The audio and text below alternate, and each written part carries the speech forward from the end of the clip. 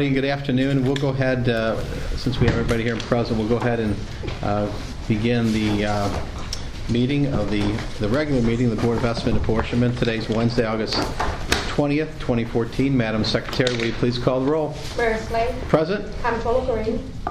Here. President Reed. Here. Okay, again, good afternoon. And before we start in on the regular agenda, I think comments would be appropriate for what our region, what's going on in Ferguson and the impact on our entire region. Certainly been a very trying week or plus for St. Louisans, and something that I know we all in some way have. It's touching us all in some way. And then we had, of course, the shooting in the North Point neighborhood yesterday. Another tragedy, young man fatally shot by police officers.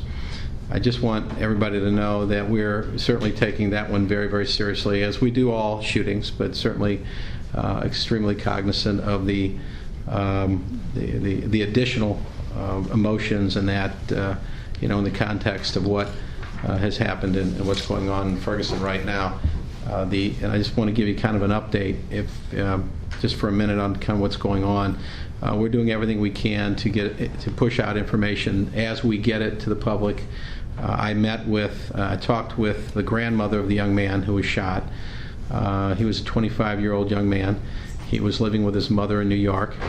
And apparently there were some issues there, so he moved in with his grandmother last December over not too far from where he was shot, just on Hornsby, right off of Riverview in the North Point neighborhood.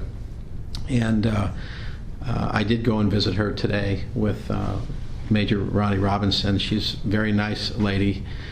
She described her grandson as somebody who is troubled, and that when she heard the fact that when her grandson didn't come home when he usually did in the afternoon and heard that somebody had been shot, she was concerned that it might be him.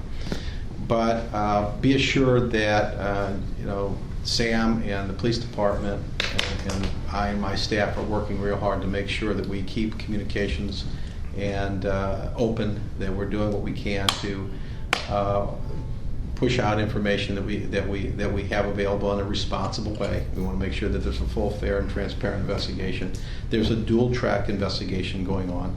There's one by the prosecuting attorney's office because every police shooting we treat in the city of St. Louis, some people don't know this, we treat it both as a criminal and as an internal affairs investigation. And so there's going to be an internal affairs investigation. There's also going to be a criminal investigation as well. And we are also releasing today, very shortly, the chief is having in front of press all the dispatchers, the calls into 911 and the dispatchers to the police officers. There also is a video that someone took of the shooting of the young man. Someone was trying to shop it around. We got our hands on it, and we are going to release it to the public.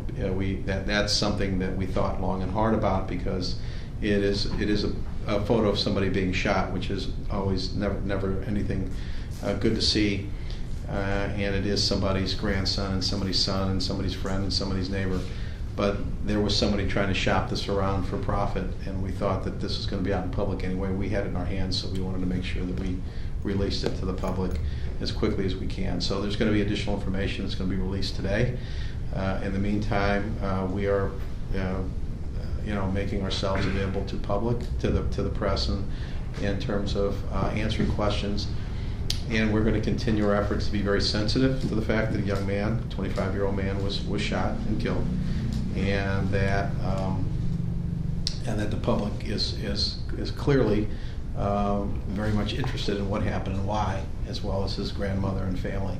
So we're going to do everything we can to be sensitive to all those things, understand the context of how this happened and when it happened. And also make sure that we're honest and transparent and forthright in terms of presenting information to the public as quickly as possible in a responsible way. We don't want to be turning over stuff that could, although I'd suggest we got a ton of stuff, but when you turn something over, you need to make sure that it won't in any way impede or any way distract from your ability to have a fair and impartial and transparent investigation. So we are releasing a lot of information. The chief has made himself available. I have as well to the press, not just here locally but nationally. So we're not hiding from this. We're not trying to keep anything secret.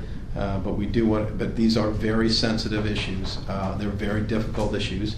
There's a lot of complexities in any case, but I think the complexities are even higher because of the context of the Ferguson situation. This is different. The Ferguson was an unarmed man. In this case, the man that was shot clearly had a knife, and he was approaching the police officers with it, as much as I'll say. The rest is going to be determined by an investigation as we go forward. If anybody has any questions on that, I'll be happy to answer those. I just have a statement. Comments. I just have a statement. I think you and the chief, you guys have to be commended by the way you handled it. I thought that it was just magnificent the way you guys handled it. I think the chief getting into the crowd and answering questions and talking them right there, you sending Slate up there to register people for jobs, all of this stuff, getting the information out, and I just thought it was really, really good the way you guys handled it. Thank you. And I will tell you, this isn't over. Once the stuff gets released, the tapes get looked at, people are going to have their own opinions of what happened and what should have been done. I can assure you that's going to happen. We need to be cognizant of that. But we're going to, whatever it is, we're going to release it. And then ultimately there'll be there already are 2 parallel investigations going on. We want to make sure that's done in a prompt way, and we'll do the best we can under very difficult circumstances. Thank you. Hey, Mr. Mayor, have you thought about meeting with, and you probably have, meeting with the mayor of Ferguson? I kind of helped coach him about some of this stuff because the way this was handled compared to what, it seems like every move they're doing has made it worse. Well, and he's I know the mayor, and he's a good guy, he's a nice guy and everything, but I think he's real deep over there, and he would. I've only had limited conversations with him, but certainly not in an effort to try to coach him and what they're doing. There's a lot of, one of the things, this is very complex, okay? First of all, you have a very horrific situation in the scene, and of course, the general view that, you have a young man being shot unarmed and raising his hands, and that's the image of what not only people in St. Louis but the world sees. So highly emotional, a lot of anger, and certainly a lot of flashpoints, releasing the video and all those things. But they're not going to. First of all, right now, I think they've learned by their mistakes. But believe me, there's already, I've made some comments, and I'm really holding back my comments and being too critical because it's not productive. In other words, me trying to tell people, and by the way, I'm making decisions based upon good people that I have around me too, that, we bounce ideas off. Okay, what do we do? Do we do this, or do we do it this way, or do that? And it doesn't seem like there's, what I will tell you is I'm being very careful about trying to second guess everything they do out there and be critical of it. I mean, I did make some comments about the way the police department was handling it, their county police department was handling it originally. That was not productive, although that's what I believed, but it didn't change the situation, it didn't fix it, it didn't move the needle forward. So I'm being very careful. I was just on a telephone interview with the New York Times, and they wanted me to get in all that. What would you have done differently? What do you think they did wrong? What do you think and I'm like, look, let me tell you something.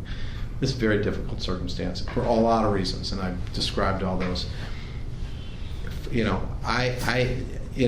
can all second guess, and there's always ways to improve things and do things better, but it's not going to be productive for me to say you should have done this or didn't do that.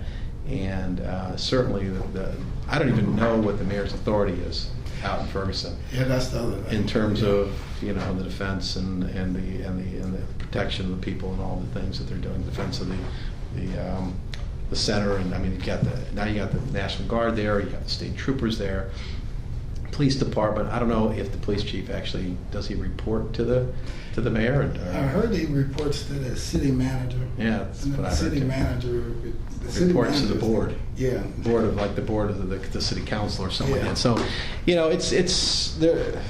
I hear what you're saying. We are, but by the way, here's what I will tell you: that I have been in contact with, we've been in contact with, chief's been in contact with their department. I've been in contact with the governor's office, the attorney general's office, and we certainly have offered whatever help we can, with advice and help and by the way, when they came out and they released the video of the young man strong arming a convenience store, they didn't check with anybody when they did that. I understand that they just did it. I mean, that's what I understand. So, all right. Well, I do have a Yeah. comment as well. I want to just say I appreciate your comments and honesty, and I guess this would be your 1-year anniversary being over the police department. Yeah. And for you to be faced with this, on this anniversary, I know it's got to be a challenge to you, and on the heels of what happened in Ferguson. And we have the issue with similar circumstances. However, one of the things that is foremost in my mind is the social aspect of it, which goes to something similar to what you said, Mr. President, having to do with the training. So I'm glad to hear that there's 2 types of investigations, and hopefully Internal Affairs can look at the use or value of using deadly force, because it's so commonplace for black men and boys.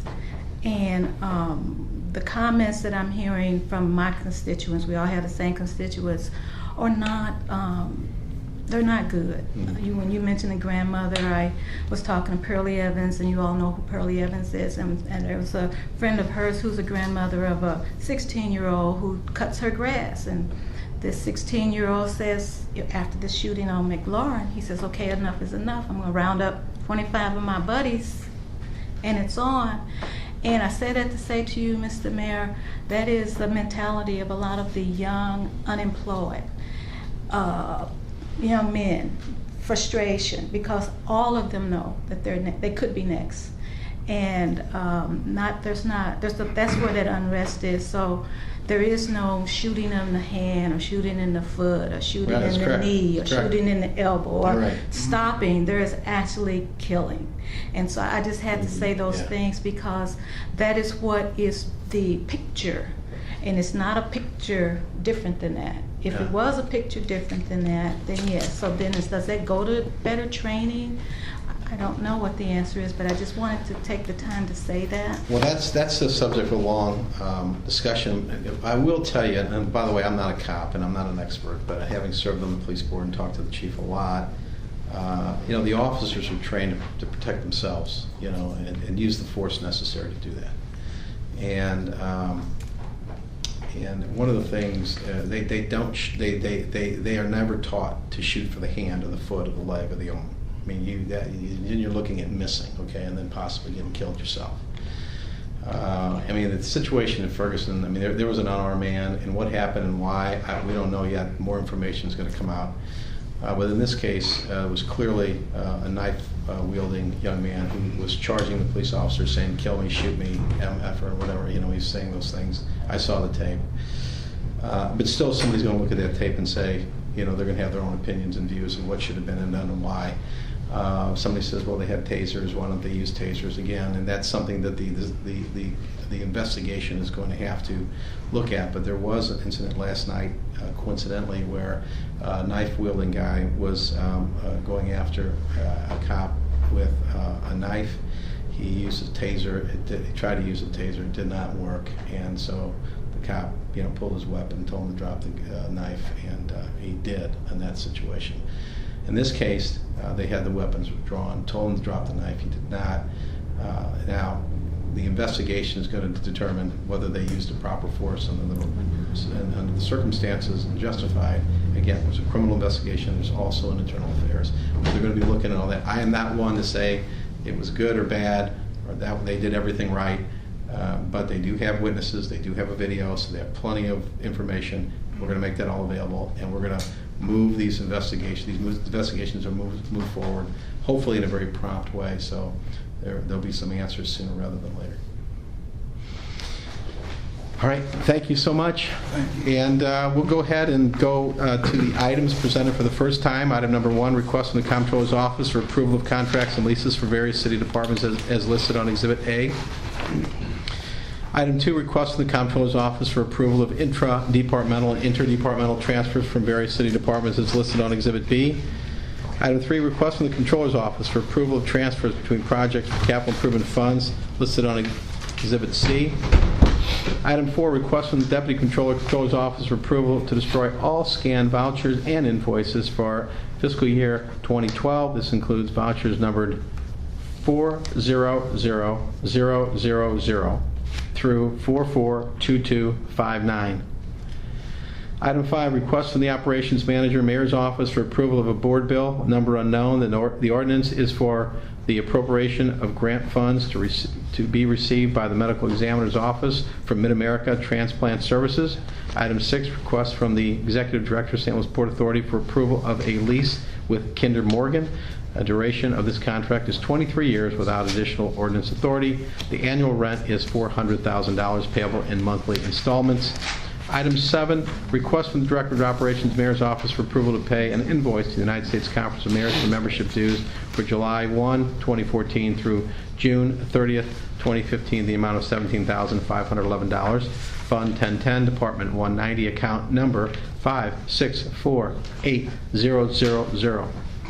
Item 8, request from the Director of Operations, Mayor's Office for approval to pay an invoice to the St. Louis County Municipal League for annual dues in the amount of $700,122. Fund 1010, Department 190, account number 5648000. That's the extent of the items presented for the first time. Do we have any additions, corrections, or deletions? Do we have a motion for approval? I have just a question. Okay. On this, line item 7. Is it item 1 or item 7? Item 1, line item 7.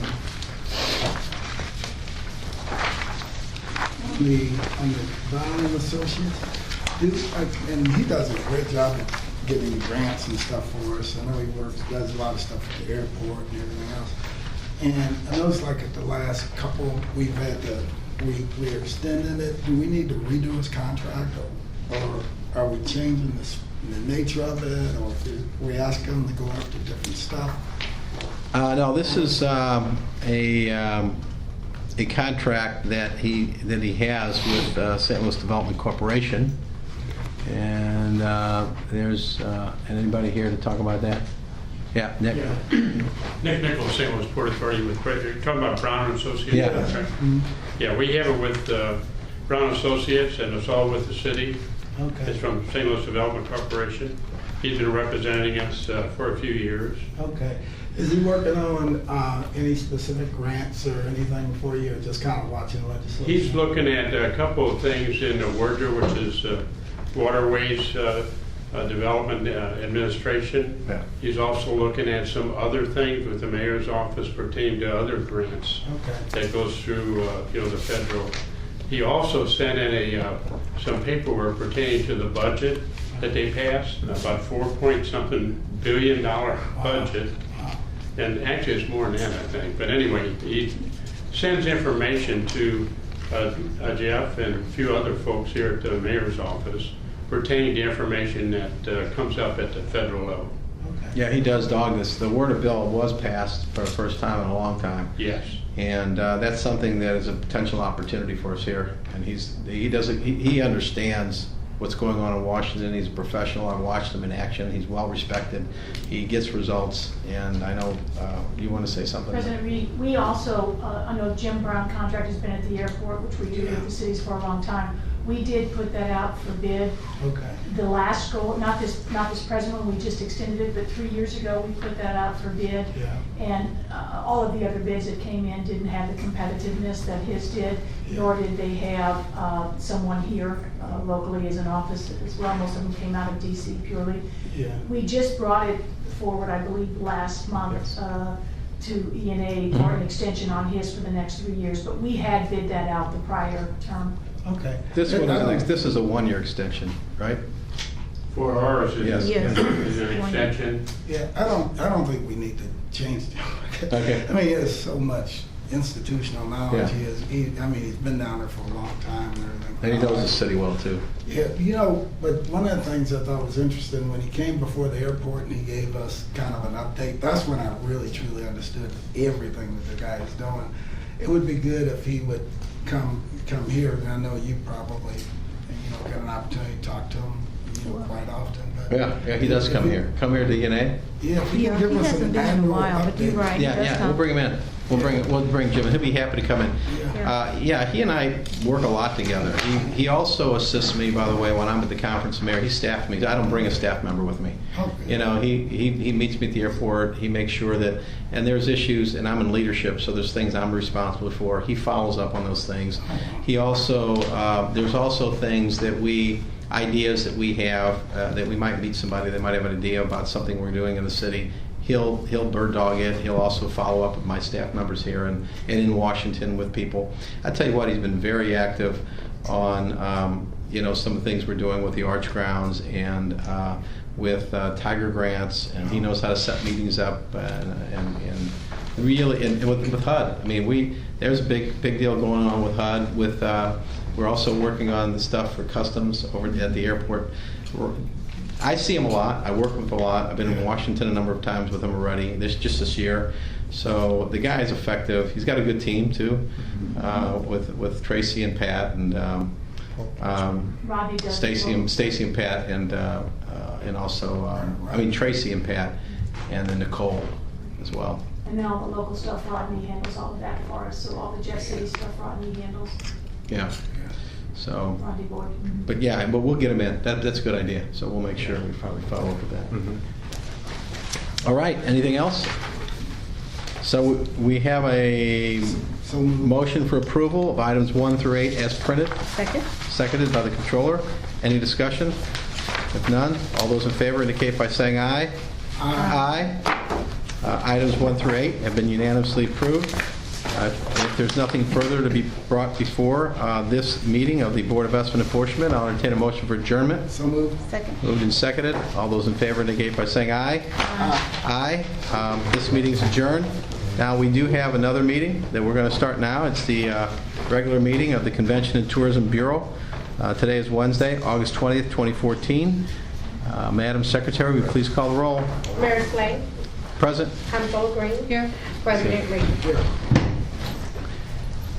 Okay, one item on the agenda. Items presented for the first time. Request from the Director of Operations, Mayor's Office for approval of FY 2014-15 funding for the St. Louis Sister Cities Program, St. Louis Center for International Relations, DBA World Trade Center, St. Louis, in the amount of $75,000, Fund 1111, account number 5666001, Department 160. Any additions, corrections, deletions? Drawing down, entertain a motion for approval. So moved. Second. Moved and seconded. Any discussion? All those in favor indicate by saying aye. Aye. This item has been unanimously approved. There's nothing further on this agenda. If there's nothing further to be brought before the body, I'll entertain a motion for adjournment. So moved. Second. Moved and seconded. All those in favor indicate by saying aye. Aye. Aye.